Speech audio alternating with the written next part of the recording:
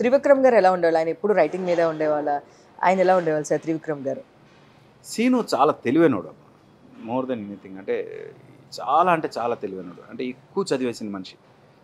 ప్రతి చాప్టర్ గురించి కూడా, ప్రతి టాపిక్ గురించి కూడా అనర్గళంగా ఎంతసేపైనా మాట్లాడగలిగేంత విద్వత్తు ఉన్న మనిషి. తను అంటే తన గురించి, తన నాలెడ్జ్ గురించి ఎంత మాట్లాడినా తక్కువే. మేము అంటే నాకు తనతో ట్రావెల్ చేసిన కాబట్టి ఐడియా ఉంది. Maybe that is the reason why people like him allot.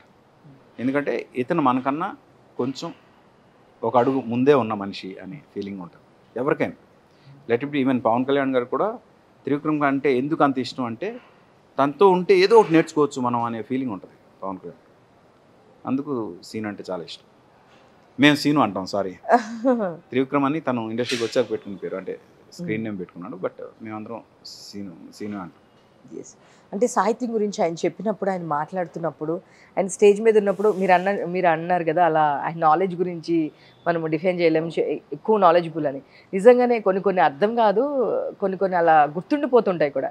ఆయన స్టేట్మెంట్స్ పాస్ చేసినప్పుడు కానీ, ఏదో ఒకటి వల్గర్ జోక్ చెప్పి వెంటనే నవ్వించవచ్చు, కానీ ఒక అర్థవంతమైనది మాట్లాడితే కనుక వాడు ఇప్పుడు అర్థం కాకపోవచ్చు, దారిలో వెళ్తున్నప్పుడు వాళ్ళు ఆలోచించుకుంటాడు, ఓహో ఇదా అని చెప్పేసి అని. ఇలాంటివి చాలా ఎందుకో తెలియదు, నాన్న బాగా వెనకపడి ఉన్నారు. ఇలాంటివన్నీ త్రివిక్రమ్ గారు మాట్లాడుతున్నప్పుడు నిజమే కదా అనిపిస్తుంది. మేబీ సాహిత్యానికి ఉన్న పవర్ ఏమో, అంత నాలెడ్జ్ నాకు లేదు.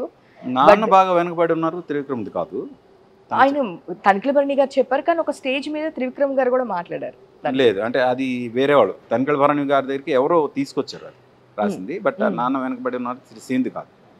But scene, what is scene అంటే, అప్పటి వరకు సినిమాల్లో ఏదైనా డైలాగ్ చెప్పాలంటే ఒక ఇంత మాటని ఎంతగా చెప్పాలి అనే ఫీలింగ్ ఉండేది.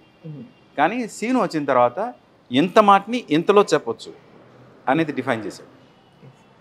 దాంతో ఏంటంటే జనం ఇంత క్రిస్ప్గా ఇంత చెప్పొచ్చా, అంటే ఇంత తక్కువ దాంట్లో ఎంత ఆలోచింపజేయొచ్చా అనేది సీను డైలాగ్స్ నుంచి స్టార్ట్ అయ్యాయి జనానికి. That is the difference between others and scene. Why scene is greater than others అంటే ఇదే రీజన్. నువ్వు నాకు నచ్చావు అసలు, ఇప్పటికీ చూస్తూ ఉండేది ఆ పంచెస్. సంతోషంలో కూడా తను ఒక డైలాగ్ రాశాడు. అంటే సంతోషం సినిమా మొత్తంలో 2 సీన్లు తను రాశాడు. బ్రహ్మానందం సీను, తర్వాత మన ఈయన విశ్వనాథ్ గారి సీన్ ఒకటి ఉంటుంది. ఆ సీన్లో ఒక డైలాగ్ ఉంటుంది. అది సినిమా మొత్తాన్ని ఆ డైలాగ్తో చెప్పేశాడు తను.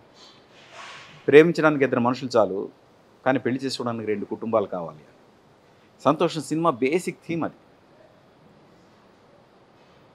మొత్తం సినిమా థీమ్ని 2 డైలాగ్లో చెప్పేశాడు తను. That is the greatness of scene. నిజమే సార్. నాకు గుర్తొచ్చింది ఏంటంటే, అదే త్రివిక్రమ్ గారి ఫాదర్ గురించి చెప్పింది. మన చిన్నప్పుడు మన ఫాదర్ మనకి హీరోనే, మన పెంచారు, పర్లేదు మా నాన్న మన 2 పిల్లలు మెయింటైన్ చేశారు, మనం ఇక్కడ వరకు వచ్చాయంటే మా నాన్న గ్రేటే. స్టార్టింగ్ ఒక స్టేజ్లో మా నాన్న హీరో, మళ్ళీ ఆ తర్వాత మా నాన్నకి ఏం తెలియదు, మా నాన్నకి తెలిసిన దానికన్నా వేరే వాళ్ళకి కూడా చాలా తెలుసు అనుకుంటాము.